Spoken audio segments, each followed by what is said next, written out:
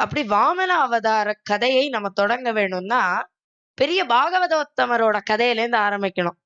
இருக்கிறதுலயே பெரிய பாகவதோத்தமர் அவர்தான். ஏன்னா பஜன சம்பிரதாயத்துல அந்த அவர் பேரை தான் முதல்ல நம்ம எடுக்கிறோம். பிரகலாதன்.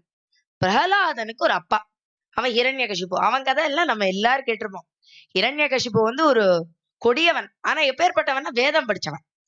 தன்னுடைய அப்பா கிட்ட வேதத்தை கத்துனான் முறைப்படி கஷ்யபர்ட்ட. ஆனா அதெல்லாம் மீறி அவன் வந்து ஹரியை எதிர்த்தான்.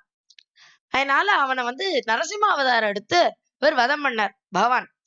அப்ப அந்த ஒரு பிரகலாதன் அந்த பக்தியை வெளிக்காட்டியதால் தான் நரசிம்ம அவதாரம் ஏற்பட்டது. அப்பேற்பட்ட பிரகலாதனுக்கு விரோச்சனன் ஒரு புள்ள. இந்த விரோச்சனை எப்படிப்பட்டவன்னா தாத்தாவை கொண்டு பிறந்திருக்கு. பல பேரை பார்த்தா இந்த குழந்தை வந்து தாத்தா மாதிரியே இருக்கு அப்படிமோ. அந்த குழந்தைக்கு என்ன எப்படி எப்படி இருக்குன்னே தெரியாது. பிறந்த 2 நாள் தான் இருக்கும். அதனால அப்படி தாத்தாவை கொண்டே பிறந்திருக்கு. குணம் குணம் அப்படியே இருக்கிறதுனால அந்த குழந்தை ரொம்ப அசுரத்தனத்தை காட்டியது. அந்த விரோச்சனனுக்கு ஒரு புள்ள, அவன் பேரு பலி. அவன் அவன் என்னன்னா அவன் தாத்தாவை கொண்டு பிறந்திருக்கான். பிரகலாதன் போன்ற பக்தியை கொண்டு பிறந்திருக்கான். ஆனா என்ன பண்றது, ஒரு குலத்தில் பிறந்திருக்கான். என்ன குலம்?